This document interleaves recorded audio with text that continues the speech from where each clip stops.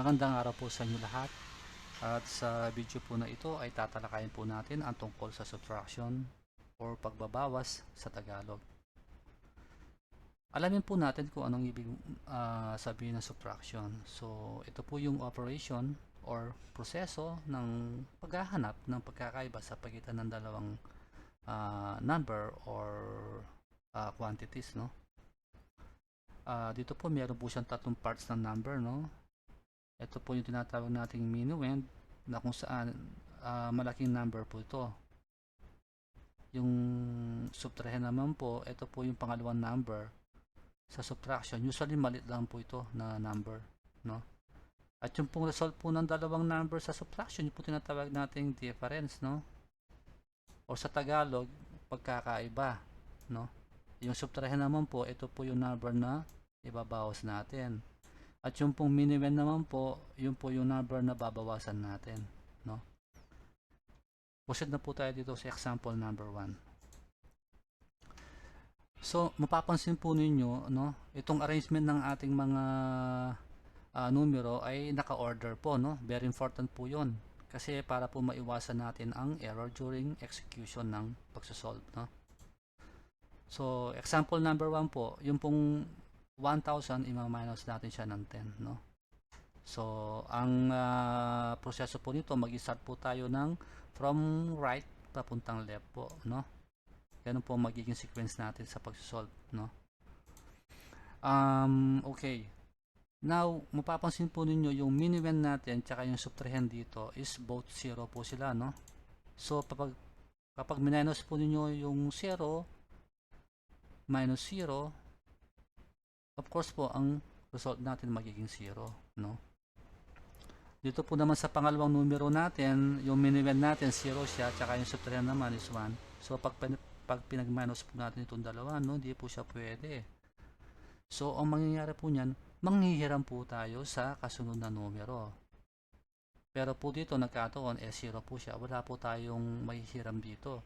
Kaya, move po tayo sa kasunod na numero, no? Which is 1. So, kapag nanghiram po tayo dito, dahil 1 po ito, automatic magiging 0 na yan. Kasi nanghiram na nga po tayo. At yung pong nahiram natin na numero dito, which is 10, dito naman po siya maililipat sa kabila, no? Ayan po, 10. So, mapapansin po ninyo, no? Yung pong minuend natin ngayon dito, naging 10 na siya. At yung subtrahend, siyempre dati pa rin 1. So, kapag may pinag-minus po natin yung dalawa, 10 minus 1, magiging 9 na, no? Next po, dito po, no, lagi po natin tatandaan, no? Kapag po yung mga sumunod na numero naging 0 na po lahat, wala na po tayong mapanghihiraman, automatic po magiging 9 na yan, no? So, since wala lang po tayong iba minus, ilalagay na po natin siya dito, no? Bababa po natin siya. So, ang magiging sagot po natin is 990, no po? Dito naman po sa example number 2, same procedure din po, no?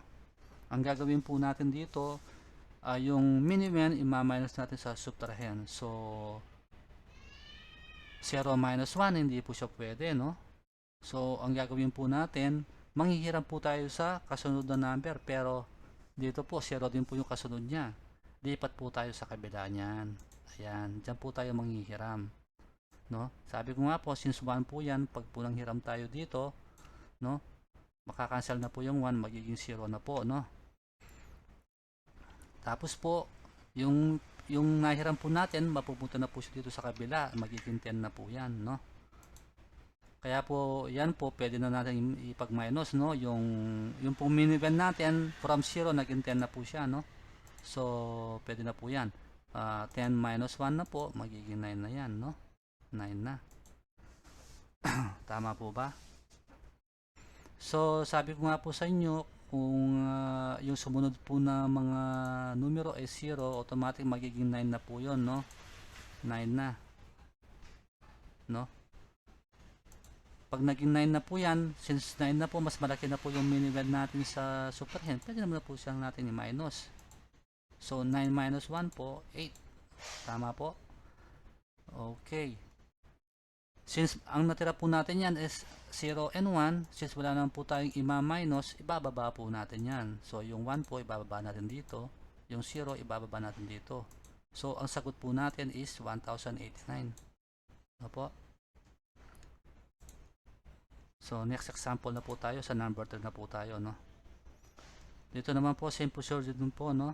Manghihiram din po tayo dito sa kasunod na numero. Since 0 minus 2 po, hindi siya pwede, no?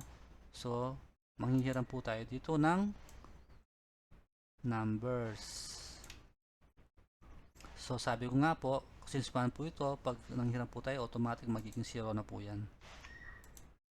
At yung pong hiniram natin na numero na 10, dito na, dyan po siya pupunta, no?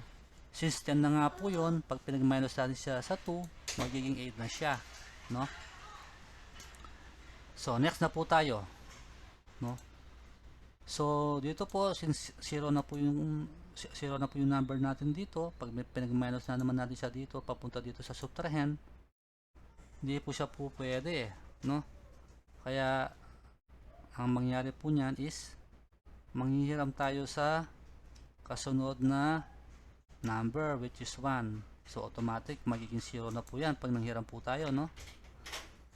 Tapos yung number na hiniram natin is mapupunta siya po sa kabila. Kaya po pag pinag-minus po natin yung 10 minus 1, 9 po, no?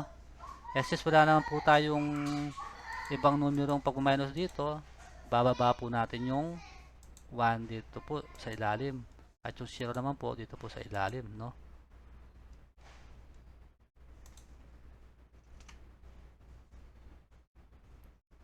So yun po yung example natin ngayon. So sa susunod po na video, gagawa pa po tayo ng maraming example, no, para mas lalo nyong maintindihan, no. Maraming salamat po sa inyong panonood, at sana po ay i-like po ninyo ang video na ito, at mag-subscribe po kayo, no. Maraming salamat po.